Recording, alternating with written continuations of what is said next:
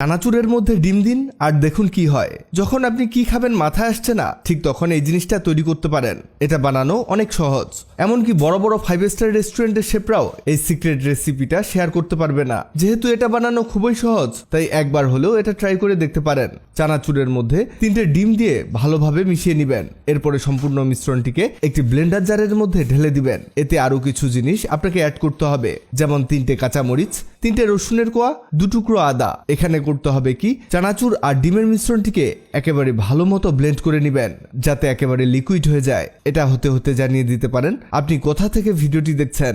এই দেখুন, আমাদের এটা ভালোভাবেই ব্লেন্ড করা হয়ে গেছে। কি পরিমাণ স্মুথ হয়েছে মিশ্রণটি দেখুন। এবার একটি বোলের মধ্যে নিয়ে নিব 1 টেবিল চামচ বেসন, আর এতে দিতে হবে সামান্য হলুদ গুঁড়ো, হাফ চা চামচ মরিচ গুঁড়ো, স্বাদ মতো লবণ, 1 চিমটির মতো বেকিং সোডা। এবার করতে হবে কি, আমাদের সেই ব্লেন্ড করে রাখা চানাচুর আর ডিমের মিশ্রণটিকে এতে ঢেলে দিতে হবে। এটা কিন্তু চমৎকার গাঢ় হয়েছে দেখুন। এটাকে এবার মিশিয়ে নিতে হবে। এখানে এগ মিক্সার দিয়ে মিশিয়ে নিলে এটা খুব দ্রুত মিশে যাবে। আর নর্মাল চামচ দিয়ে মিক্স করতে চাইলে পারবেন, তবে সময়টা একটু বেশি লাগবে। আমাদের মেশানো হয়ে গেছে দেখুন, এটা আরো বেশি গাঢ় বানানো হলো। এবার একটি টিফিন বাটির মধ্যে হালকা কিছুটা সয়াবিন তেল দিয়ে নিবেন। তেলটাকে চারদিকে ছড়িয়ে দিয়ে এতে সেই ব্লেন্ড করে রাখা মিশ্রণটিকে ঢেলে দিতে হবে। এখানে মনে রাখবেন, এই কাজটা অনেকটা পুডিং বানানোর মতো করে বানাতে হবে। তবে আমরা পুডিং বানাচ্ছি না, পুডিং তো হয় মিষ্টি, কিন্তু আমরা এটাকে ঝাল বানাচ্ছি। এটা হতে হতে আপনাদের জানিয়ে দেই, আগের ভিডিওতে কমেন্ট করেছেন রাজশাহী থেকে সোহা, মাগুরা থেকে হাসান মিয়া, ঢাকা থেকে তুহিনা মির্জা।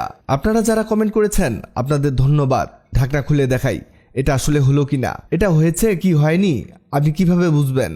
এর জন্য একটা কাঠি নিবেন আর কাঠিটাকে এর মধ্যে প্রবেশ করাবেন। যদি এটা শুকনো থাকে তার মানে হয়ে গেছে, আর যদি ভেজা থাকে তাহলে এটা হয়নি। আমাদের এটা হয়ে গেছে। এবার একটু প্যানের মধ্যে সামান্য তেল দিয়ে সামান্য হিং পাউডার দিয়ে দিবেন, আরো দিবেন 1 চামচ গোটা সরিষা। এবার এটাকে কিছুটা ভেজে নিতে হবে, আর হালকা ভাজা হয়ে গেলে এতে ঝালের জন্য দিয়ে দিবেন কয়েকটি কাঁচামরিচ। এটা একেবারে ভিন্ন একটা জিনিস তৈরি হচ্ছে, দেখলেই বুঝতে পারবেন।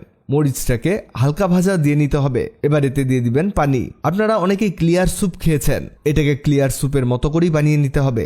এবার এতে 1 চামচের মতো চিনি আর হালকা একটু লবণ দিতে হবে। লবণের পরিমাণটা কম দিবেন, তা না হলে এর টেস্ট নষ্ট হয়ে যাবে। এটাকে টক ঝাল মিষ্টির একটা মিশ্রণ তৈরি করে নিচ্ছি। এভাবে এটাকে 3 থেকে 5 মিনিট রান্না করে নিতে হবে। আমাদের এটা হয়ে গেছে। এবার টিফিন বাটি থেকে সেই চানাচুরের কেকটাকে বের করে নিতে হবে। এটাকে 4 কোণা শেপে কেটে নিতে হবে। দেখতে থাকুন, অসাধারণ একটা জিনিস তৈরি করা হচ্ছে। এটা কাটতে কাটতে জানিয়ে দিন আপনি কোথা থেকে ভিডিওটি দেখছেন। এবার এগুলোকে একটা প্লেটের মধ্যে নামিয়ে নিতে হবে। এই দেখুন কতগুলো হয়েছে। আর এগুলোর মধ্যে সেই টক ঝাল মিষ্টির লিকুইডটাকে ঢেলে দিব।